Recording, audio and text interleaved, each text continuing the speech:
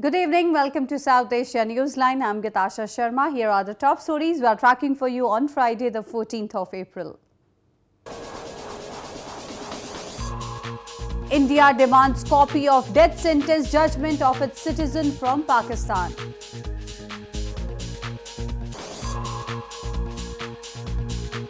Eight arrested in mob lynching of a university student in Pakistan.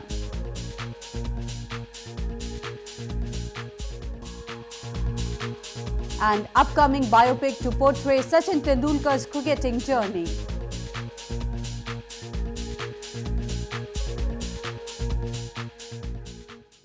And now for all the details.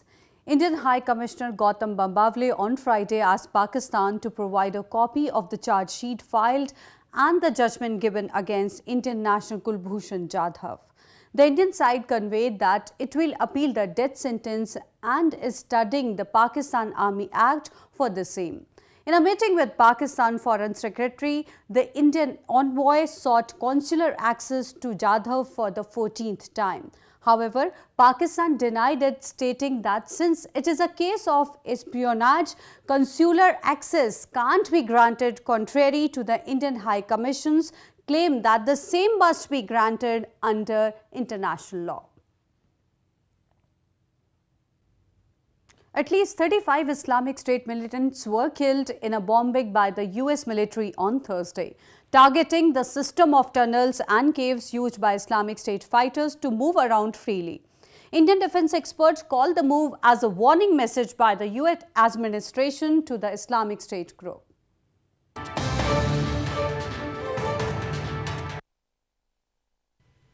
The United States dropped a GBU-43 bomb, the largest non-nuclear bomb it has ever used in combat in eastern Afghanistan on Thursday, against a series of caves used by Islamic State militants, the military said. According to media reports, at least 35 Islamic State terrorists were killed and no civilian casualties were reported. It was dropped from an MC-130 aircraft in the Achin district of Nangarhar province, close to the border with Pakistan, according to a Pentagon spokesperson. Indian defense experts said the move by the US President Donald Trump-led administration has sent a clear message that Washington will not make any compromise as far as ISIS is concerned. The target was caves of ISIS. Last couple of months, ISIS is gradually establishing itself in a reasonably big way in eastern Afghanistan. The area that has been chosen is eastern Afghanistan, close to Pakistan border. Via this attack, very clear message is being sent by Trump administration that A, there will be no compromise as far as ISI is concerned. He added that the bombing also signaled Pakistan to go after the Haqqani network because Pakistan continues to safeguard and protect the Haqqani group and the Taliban, which is acting against the interest of Americans in Afghanistan. The bomb, also known as the mother of all bombs, was allegedly developed during the Iraq War but was used for the first time on Thursday. Meanwhile, human rights activists in Washington, D.C. held a protest highlighting Pakistan's crime against humanity in Balochistan. They also called on the global communities to stop Pakistan from executing Indian national Kulbhushan Jadhav, who was sentenced to death by a military court earlier this week.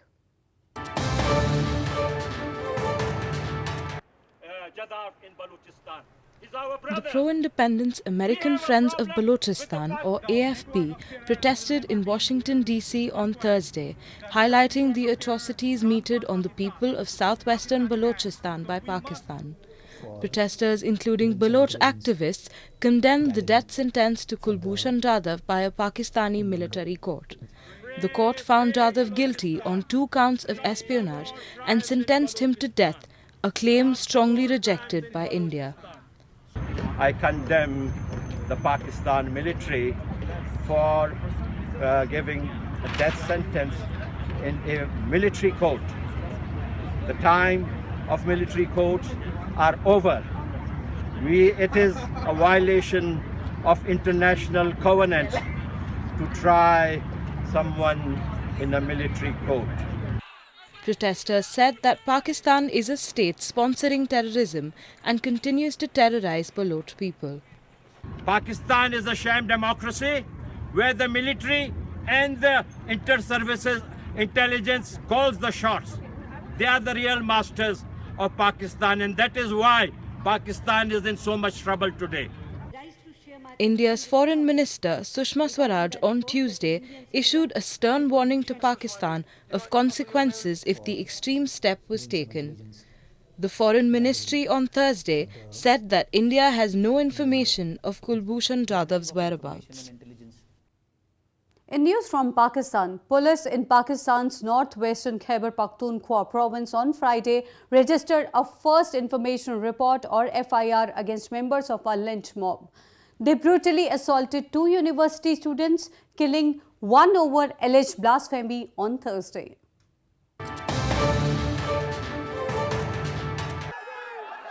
A district police officer in Pakistan's Mardan said the FIR was lodged against 20 suspects, of which 8 have been arrested.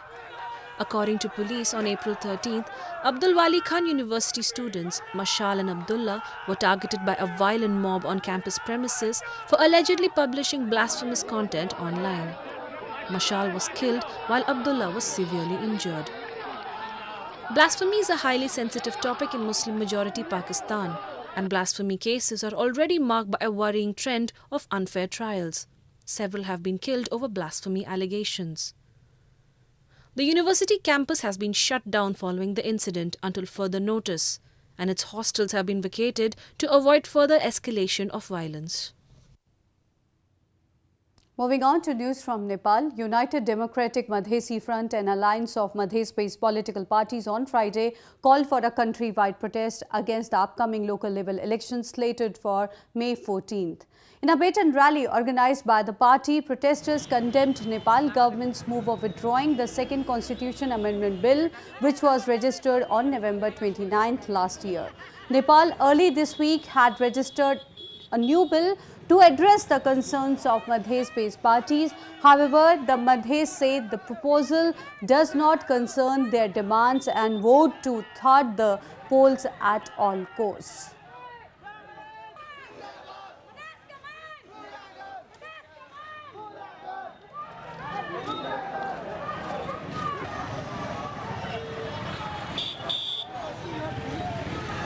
संविधान संशोधन का ये सरकार द्वारा संशोधन विधेयक वापस लेकर दूसरा जो प्रवेश कराया गया है संसद में, ये पूर्ण रूप से मधेश विरोधी संशोधन है।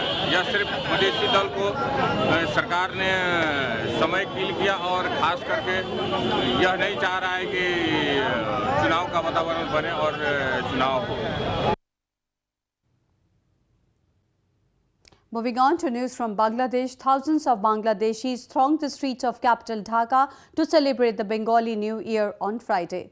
Colorful processions were taken out by residents on the occasion.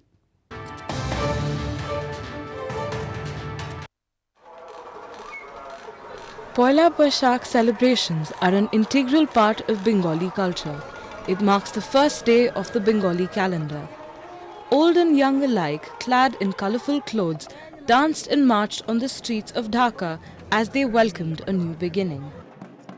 People danced to drum beats as they revelled in the celebrations, carrying festoon, replicas of birds and animals, and colourful masks in the procession. বৈশাখের প্রথম দিন নববর্ষ উদযাপন করতে এসেছি। আজকে বৈশাখ সমগ্র বাংলাদেশের জাতীয় উৎসবে পরিণত হয়েছে। আমরা মঙ্গল শোভাযাত্রায় অংশগ্রহণ করতে এসেছি এবং সারা দিন আজকে আমরা আনন্দ উল্লাসে দিন কাটাবো। Poila Boishakh also marks the opening of Halkata, or new financial record books, which is an old tradition.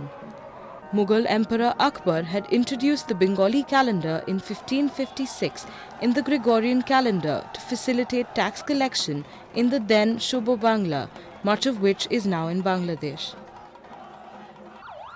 Elaborate security arrangements were done to avoid any untoward. Meanwhile, Christians across India thronged churches in large numbers and attended holy masses to mark Good Friday, which commemorates the crucifixion of Jesus Christ.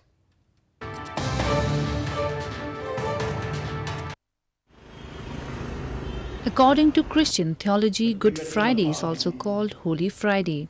It is a religious event observed primarily by Christians commemorating the crucifixion of Jesus Christ and his death at Golgotha Hill. For Christians all over the world, the day commemorates the act that brought salvation to all who believe in Jesus Christ. In India's southern Bengaluru city, Christians gathered for mass services and prayed for universal peace and prosperity. Good Friday is a solemn, significant and important day for Christians all over the world. More so for Catholics. We have a very important service. All through the day we have services. In the morning we have the Stations of the Cross, where the congregation will meditate on every step, every station that was taken by Jesus Christ 2000 years ago while he was being sent to be crucified by the Romans. In India's southern Coimbatore city, people took out a procession holding crosses around the church, celebrating the life of Jesus Christ. Meanwhile, hundreds of devotees in Thiruvananthapuram attended special prayer services and performed church rituals. Good Friday is followed by Easter, the resurrection of Jesus Christ on the third day after his crucifixion. Well, that's the way it was in South Asia this evening. Before we conclude, the top stories once again.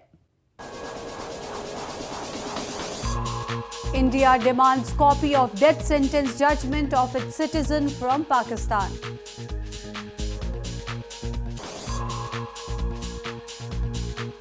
Eight arrested in mob lynching of a university student in Pakistan.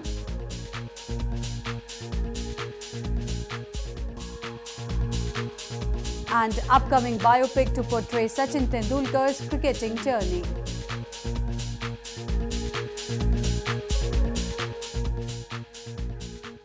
Now our viewers can watch the show on SouthAsiaNewsline.com. You can also visit us on Facebook.com/SAsiaNewsline and follow us on Twitter @SAsiaNewsline. That's all in tonight's edition. We'll see you same time next week. Have a great weekend. Good night.